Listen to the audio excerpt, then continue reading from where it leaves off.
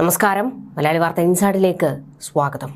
ഏതവന്റെ കല്ലറയാണെങ്കിലും മരണത്തിൽ ദുരൂഹതയുണ്ടെങ്കിൽ ആ കല്ലറ പൊളിച്ച് മൃതദേഹം പോസ്റ്റ്മോർട്ടം ചെയ്തിരിക്കണം. പോലീസുകാർക്ക് അതിന് വയ്യെങ്കിൽ മാറി നിൽക്ക്, ഞങ്ങൾ അത് ചെയ്തു കൊള്ളാം. കമ്പിപ്പാരയും എടുത്ത് പാഞ്ഞടുക്കുകയാണ് നെയ്യാറ്റിൻകര ആറാലുമൂട്ടിൽ ഗോപൻ സ്വാമിയുടെ സമാധി പൊളിക്കുന്നതിന് വേണ്ടി ഒരു കൂട്ടം നാട്ടുകാർ. ഇത് വെച്ചു പൊറുപ്പിക്കാൻ അനുവദിക്കില്ല എന്നവർ പറയുന്നു. ഇത്തരം അന്ധവിശ്വാസങ്ങളെ അംഗീകരിക്കാൻ ഈ സമൂഹം തയ്യാറല്ല. വിശ്വാസം എല്ലാവർക്കുമുണ്ട് എന്ന് കരുതി ഇത്തരത്തിലെ അന്ധമായ വിശ്വാസങ്ങളെ പുലർത്തിക്കൊണ്ടു പോകാൻ കേരളം അനുവദിക്കരുത്. ഇവിടുത്തെ നിയമ സംവിധാനങ്ങൾ അതിനെതിരെ ശക്തമായി നിലകൊള്ളണം.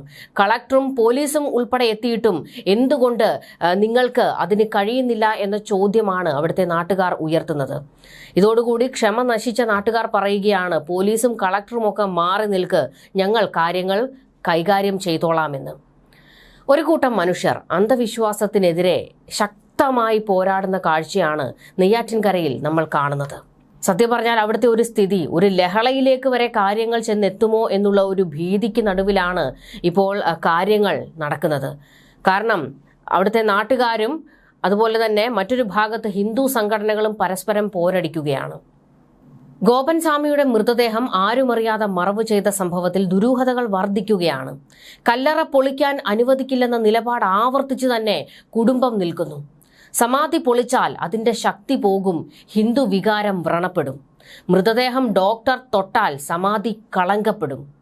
കുടുംബത്തിൻ്റെ വിചിത്ര വാദങ്ങൾക്കൊപ്പം നിൽക്കുകയാണ് ഹിന്ദു ഐക്യവേദിയും. സമാധി പൊളിക്കാൻ സമ്മതിക്കില്ലെന്ന ഹിന്ദു ഐക്യവേദിയുടെ നിലപാടാണ് അന്വേഷണത്തിന് ഇപ്പോൾ തടസ്സമായി നിൽക്കുന്നത്.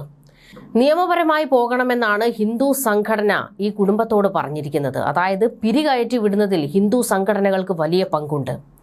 പോലീസ് നീക്കം തടയാൻ വേണ്ട സജ്ജീകരണങ്ങളാണ് കുടുംബം ഇപ്പോൾ തയ്യാറാക്കുന്നത്. അതിൻ്റെ ആദ്യപടിയാണ് സമാധി പൊളിക്കാൻ തുനിഞ്ഞാൽ ഞങ്ങൾ ആത്മഹത്യ ചെയ്യും എന്നുള്ള ഈ കുടുംബക്കാരുടെ ഭീഷണി.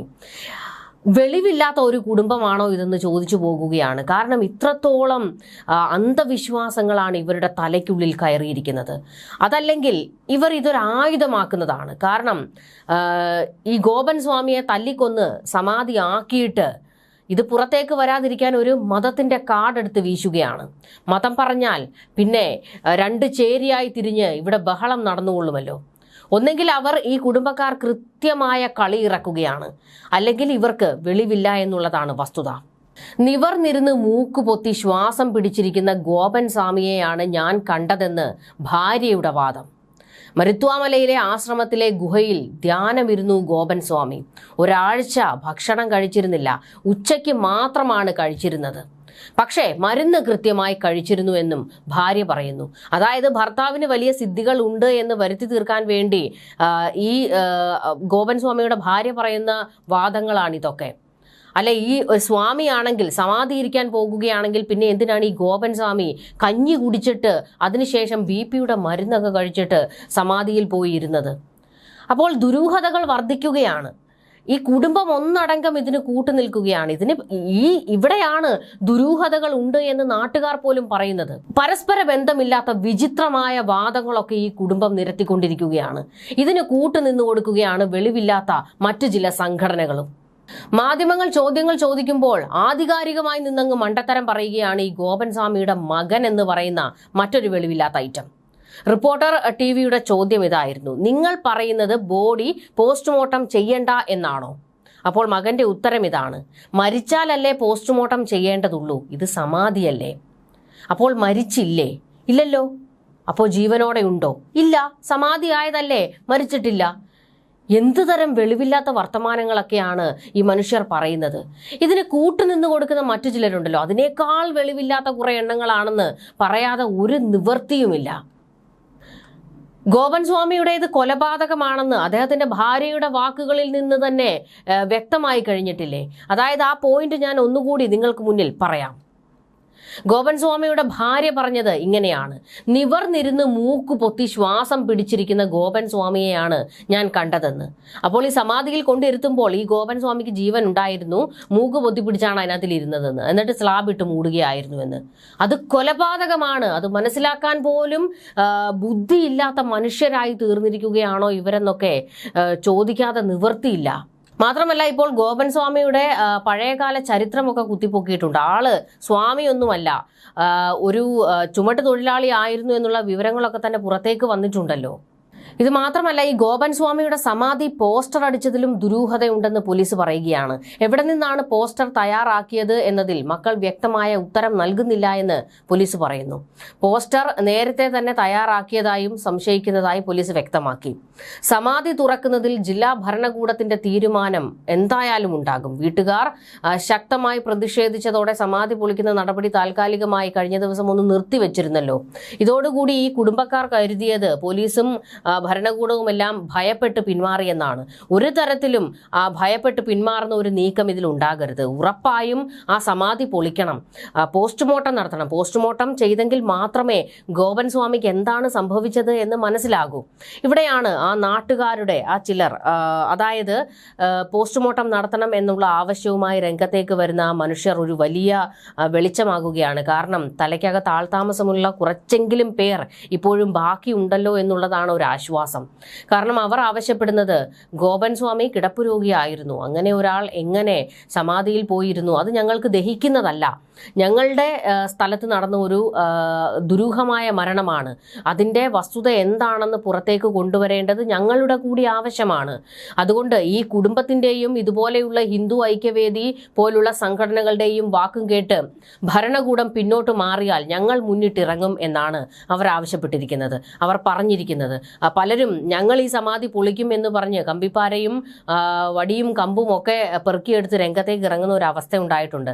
അപ്പോൾ അവരെ, ഈ നാട്ടുകാരെ തടഞ്ഞു നിർത്തേണ്ട ഒരു ആവശ്യവും പോലീസിനുണ്ട്. കാരണം വലിയൊരു ലഹളയിലേക്ക് ഈ സംഭവം മാറാതിരിക്കണമെങ്കിൽ പോലീസിന്റെ കൃത്യമായ ഒരു ഇടപെടൽ അവിടെ ഉണ്ടാകണം. നാട്ടുകാരുടെ ആവശ്യം ന്യായമാണ്. കാരണം ഏതെങ്കിലും ഒരു പ്രദേശത്ത് ഇതുപോലെ ഒരു ദുരൂഹ മരണം ഉണ്ടാകുമ്പോൾ അതിൽ സംശയം തോന്നിയാൽ ഉറപ്പായും പോലീസുമായി ബന്ധപ്പെടേണ്ടതാണ്. കാരണം ഇനിയും ഇതുപോലെയുള്ള സംഭവങ്ങൾ ഉണ്ടായിക്കൂടാ എന്നൊന്നുമില്ല. ഇപ്പോൾ ഈ സമാധി പൊളിച്ചില്ലെങ്കിൽ കഴിഞ്ഞ ദിവസം ഞാൻ പറഞ്ഞതുപോലെ തന്നെ ഇനിയും ആരെയെങ്കിലും തല്ലിക്കൊന്നിട്ട് ഒരു സ്ലാബിട്ട് മൂടിയിട്ട് ഇത് സമാധിയാണെന്ന് പറഞ്ഞു കഴിഞ്ഞാൽ ഒരു മതത്തിന്റെ കാർഡും കൂടി ഇറക്കിയാൽ ഹിന്ദു സംഘടനകൾ, വെളിവില്ലാത്ത കൂട്ടരെല്ലാവരും കൂടി ഒന്നിച്ചു കൂടിയിട്ട് സമാധി പൊളിക്കാൻ ഞങ്ങൾ അനുവദിക്കില്ല എന്നുള്ള ന്യായമൊക്കെ ഇറക്കും. അതൊന്നും അനുവദിച്ചു കൊടുക്കാൻ പറ്റുന്നതല്ല. അതായത് ഇവിടെ ഒരു നിയമമുണ്ട്. ആ നിയമം അനുശാസിക്കുന്ന കാര്യങ്ങൾ പലതും അത് കൃത്യമായി നടക്കേണ്ടതാണ്. ഇതൊരു കൊലപാതകമാണ് എന്നുള്ളത് വ്യക്തമായി കഴിഞ്ഞിട്ടുണ്ടല്ലോ. കാരണം അദ്ദേഹത്തിൻ്റെ ഭാര്യയുടെ വാക്കുകളിൽ നിന്ന് തന്നെ നമുക്കത് വ്യക്തമായി കഴിഞ്ഞിട്ടുണ്ട്. അപ്പോൾ കൊലപാതകമാണെങ്കിൽ അതിന് പിന്നിൽ എന്താണ് നടന്നത്, ഈ മക്കളിൽ ആരാണ് അദ്ദേഹത്തെ കൊലപ്പെടുത്തിയത് എന്നുള്ളത് ഒക്കെ തന്നെ ദുരൂഹത മറനീക്കി പുറത്തേക്ക് വരേണ്ടതാണ്. ഈ കുടുംബത്തിന്റെ വാക്കുകൾ പോലും സംശയത്തിന്റെ നിഴലിലാണ്. പരസ്പര വിരുദ്ധമായ കാര്യങ്ങളാണ് ഇവർ പറയുന്നത്. ഇവർ ആദ്യം പറഞ്ഞിരുന്നത് വീട്ടിൽ മറ്റാരും ഉണ്ടായിരുന്നില്ല, ഞങ്ങൾ മാത്രമേ ഉണ്ടായിരുന്നുള്ളൂ, അങ്ങനെയാണ് അച്ഛൻ സമാധിയാകുന്നത് എന്ന്.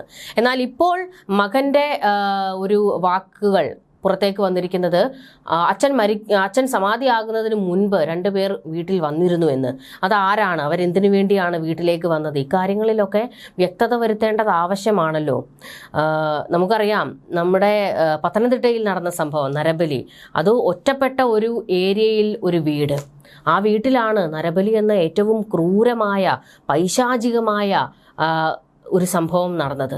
അതും കേരളം എത്രയോ മുൻപോട്ട് പോയി, നമ്മൾ എത്രയോ ഡെവലപ്ഡ് ആയിക്കൊണ്ടിരിക്കുന്ന ഒരു സമയത്ത് പോലും ഇത്തരത്തിലുള്ള അനാചാരങ്ങൾ നടക്കുന്നു.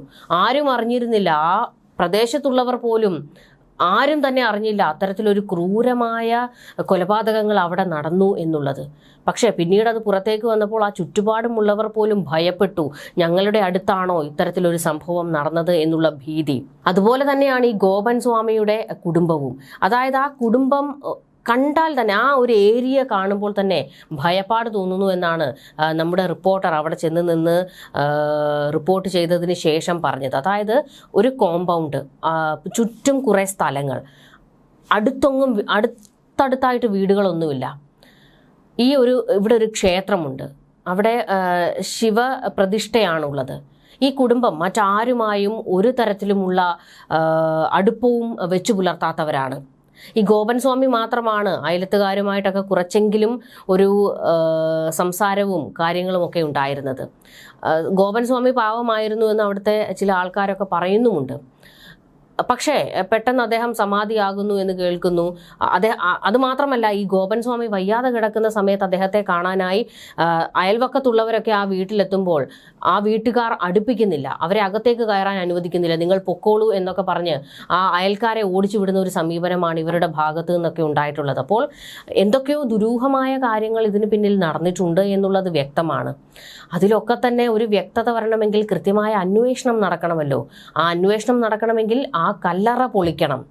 ആ കല്ലറ പൊളിച്ച് ഗോപൻ സ്വാമിയുടെ മൃതദേഹം പോസ്റ്റ്മോർട്ടത്തിന് അയക്കണം എന്നുള്ളതാണ് ആവശ്യം. നാട്ടുകാരും നിരന്തരം ആവശ്യപ്പെട്ടുകൊണ്ടിരിക്കുന്നത് അത് തന്നെയാണ്. എന്തായാലും കല്ലറ പൊളിക്കും എന്നുള്ളത് ഉറപ്പാണ്. കാരണം ഇത്തരത്തിലുള്ള അന്ധവിശ്വാസങ്ങളെയും അനാചാരങ്ങളെയും ഒന്നും വെച്ചു പൊറുപ്പിക്കാൻ ഈ സമൂഹം തയ്യാറല്ല എന്നുള്ളതാണ്. അതിൻ്റെ ഏറ്റവും വലിയ തെളിവാണല്ലോ നാട്ടുകാർ സംഘടിച്ചെത്തി ഞങ്ങൾ ആ കല്ലറ പൊളിക്കും എന്ന് പറഞ്ഞുകൊണ്ട് രംഗത്തേക്ക് വരുന്ന കാഴ്ചകളൊക്കെ. എന്തായാലും ഗോപൻ സ്വാമിയുടെ കല്ലറ പൊളിക്കും എന്ന് തന്നെയാണ് വ്യക്തമാകുന്നത്. ന്യൂസ് ഡെസ്ക് മലയാളി വാർത്ത ഇൻസൈഡ്.